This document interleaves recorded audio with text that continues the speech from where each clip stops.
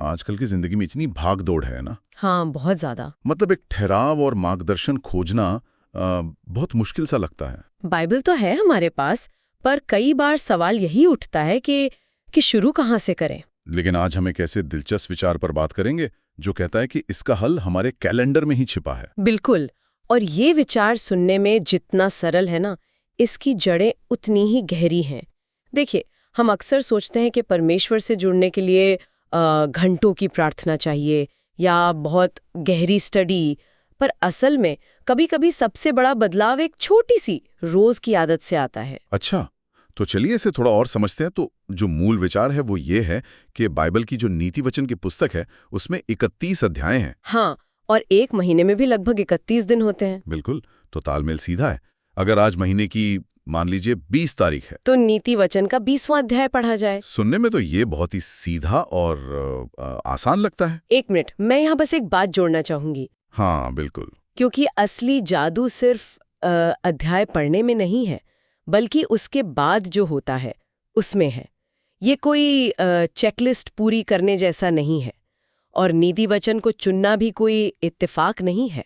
वो किताब व्यवहारिक ज्ञान का खजाना है ना? हाँ, राजा सुलेमान की बुद्धि। बिल्कुल, पैसे, रिश्ते, काम, हर चीज पर सीधी सलाह।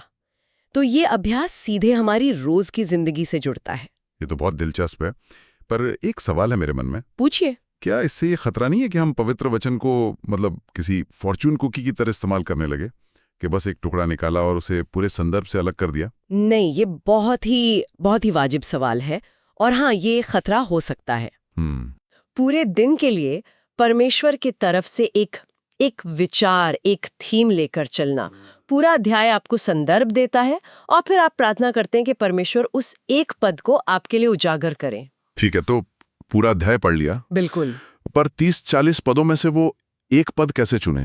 ये तो भूसे की ढेर में सुई ढूंढने जैसा है। और यही इस अभ्यास का सबसे खूबसूरत हिस्सा है। अच्छा। आप उसे नहीं चुनते, वो आपको चुनता है। वो पद जिस पर आपकी नजर बस ठहर जाए, जो दिल को छू जाए। मुझे याद है, एक बार मैं एक बड़े फैसले को लेकर परेशान थी। उस दिन 16 तारीख थी। तो मैंने नीति वचन 16 पढ़ा, और उसमें एक पद था, मनुष्य मन में उपाय करता है, परंतु यहोवा की ओर से ही निर्णय निकलता है। बस उस एक पंक्ति ने मुझे इतनी शांति दी कि सब कुछ मेरे नियंत्रण में नहीं है। वो उस दिन के लिए मेरा संदेश था। वाह, ये तो वाकई बहुत शक्तिशाली है। तो ये कोई नियम नहीं है, बल्कि एक रिश्ता बनाने का तरीका है। बिल्कुल, सुनने की एक आदत। सुनने की आदत। और ये सिर्फ नीति वचन तक की सीमित नहीं है। कुछ लोग भजन संगीता के साथ भी ऐसा करते हैं। मुख्य बात है एक लय बनाना, रोज परमेश्वर के वचन के सामने बैठना, चाहे कुछ मिनटों के लिए ही क्यों ना हो।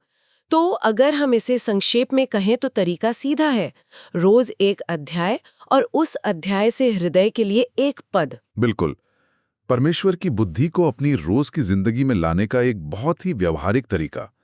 और जैसा कहा गया है, क्योंकि नीति वचन परमेश्वर की बुद्धि का स्रोत है, ये बात अब और भी गहरी लगती है। हाँ, इसे ऐसे समझिए कि आप हर दिन ज्ञान के समंदर में एक गोता लगा रहे हैं। कभी मोती मिलता है, कभी कुछ और, पर आप खाली हाथ कभी नहीं लौटते। और सबसे अच्छी बात तो यह है कि कोई भी कभी भी शुरू कर सकता है ना। बिल्कुल। कोई खास तैयारी की जरूरत नहीं, बस अपनी बाइबल खोलिए और देखिए आज की तारीख आपको कहाँ ले जाती है। जैसा कि हमें प्रोत्साहित किया गया है, आज से शुरू कीजिए। और जाते जाते बस एक विचार छोड़कर जाना चाहूंगी। सोचने वाली बात यह है कि अगर ये रोज का अभ्यास सिर्फ पढ़ने तक न रहे, बल्कि उस एक पद की बुद्धि को हर दिन जीने की कोशिश में बदल जाए, तो वो एक वचन आने वाले 24 घंटों को कैसे बदल सकता है।